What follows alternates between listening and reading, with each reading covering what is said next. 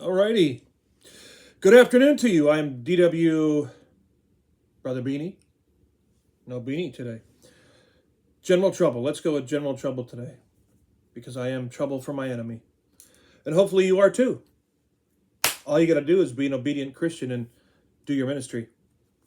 And you will be trouble for the devil. As the old saying goes, you need to be the type of Christian who, when they wake up in the morning, the devil says, uh-oh, they're awake. Mornings with Jesus Devotional. January the 8th. I'm really pushing through, done a lot of videos as of late. Well over 100 in the last few weeks, I would say. That's quite an accomplishment for me. Just keep on going and going and going. Work's been slow the last few weeks, so you got to kill time some way, right? All right. Happy birthday to Valerie, if she ever watches this video. God bless. Proverbs 19:21 in the, it's a different NIV version here. It says, "Many are the plans in a human heart, but it is the Lord's purpose that prevails." All right. Later on, I'll hold this up and get some of this light because it's kind of dark. All right, so that's verse 21. So how about we do this? Let's go from verse 9 and read to the end of that chapter in Proverbs chapter 19. Appreciate you guys for being here with me. Shouts out to every TikTok believer and follower of mine, those on YouTube, Facebook, and anywhere else. I've now started uploading more videos to GodTube. So hopefully I can get some more followers that way. Always nice to spread the word. Verse number 9. A false witness shall not be unpunished, and he that speaketh lies shall perish. Delight is not seemly for a fool, much less for a servant to have rule over princes. The discretion of a man deferreth his anger, and it is his glory to pass over a transgression. The king's wrath is as the roaring of a lion, but his favor is as dew upon the grass. A foolish son is the calamity of his father, and the contentions of a wife are a continual dropping. House and riches are the inheritance of fathers, and a prudent wife is from the Lord. Slothfulness casteth into a deep sleep, and an idle soul shall suffer hunger. See, the Bible doesn't have anything good to say about laziness. He that keepeth the commandment keepeth his own soul, but he that despiseth his ways shall die. He that hath pity upon the poor lendeth unto the Lord, and that which he hath given will he pay him again. Chasten thy son while there is hope, and let not thy soul spare his crying. A man of great wrath shall suffer punishment, for if thou deliver him, yet thou must do it again. Hear counsel and receive instruction, that thou mayest be wise in thy latter end. This is Proverbs 19, and now verse 21. There are many devices in a man's heart, nevertheless, the counsel of the Lord that shall stand. The desire of a man is his kindness, and a poor man is better than a liar.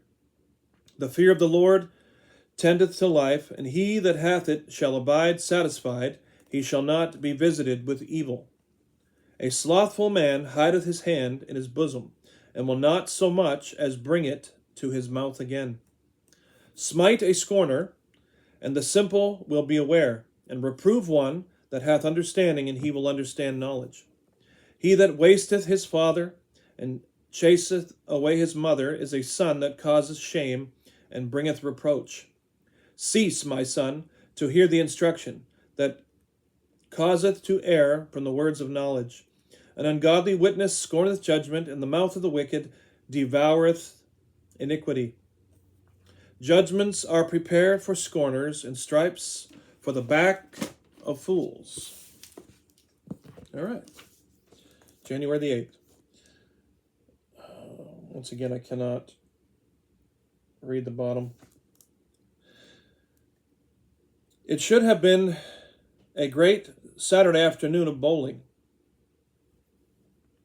The youth group with which I volunteer was planning a major tournament of staff versus kids. A competition was going to be fierce. Trash talking abounded, and we adult staff members had our reputations to defend. But that day turned out to be very rainy, and when we arrived at the bowling alley, not only was there a birthday party there, but other families had also come to bowl since the weather was bad. There were no lanes available. Instead, we recruited a few parents and some college students who'd shown up to be drivers, and everyone went to Nickel City, a video game arcade. It ended up being a fun outing.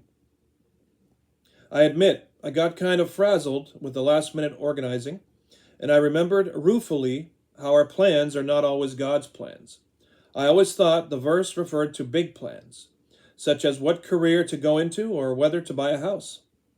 A foiled bowling trip seemed like something too trivial for God to want to bother himself with, and something I could handle by myself.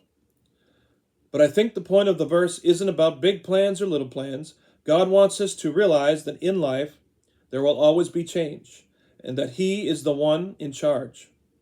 And sometimes we have to relinquish our sense of control and be flexible. Very good point.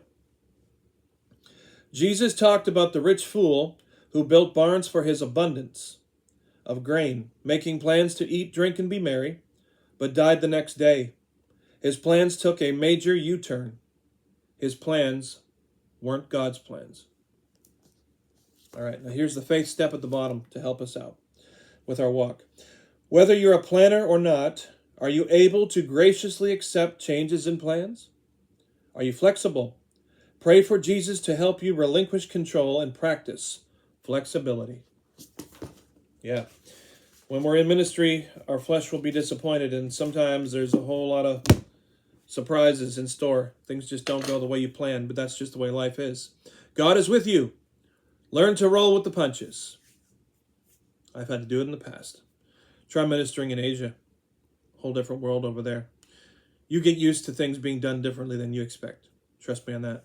God bless you guys. Appreciate you for being here. Share the videos around. Subscribe to this YouTube channel if you haven't done it, and I'll see you in the next Mornings with Jesus devotional.